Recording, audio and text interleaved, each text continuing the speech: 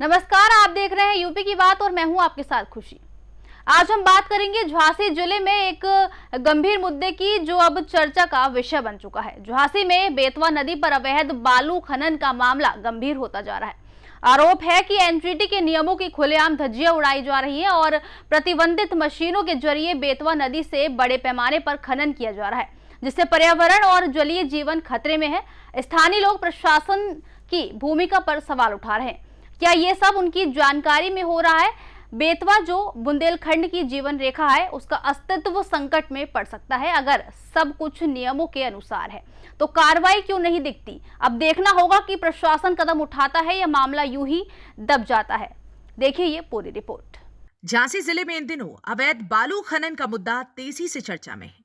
आरोप लगाए जा रहे हैं कि एनजीटी के नियमों की अनदेखी कर बेतवा नदी से बड़े पैमाने पर बालू निकाली जा रही है। बताया जा रहा है कि टहरौली तहसील के कुकरगांव क्षेत्र में भारी मशीनों जैसे पॉकलैंड और अन्य उपकरणों का इस्तेमाल किया जा रहा है, जो नियमों के खिलाफ है। स्थानीय लोगों का कहना है कि नदी के अंदर 30 से 40 फीट गहराई तक खनन किया जा रहा है। इससे नदी की प्राकृतिक धारा पर असर पड़ रहा है और पर्यावरण को नुकसान हो रहा है। मशीनों से तेल रिसाव की वजह से पानी भी दूषित हो सकता है, जिससे जलीय जीवों के जीवन पर खतरा बढ़ रहा है।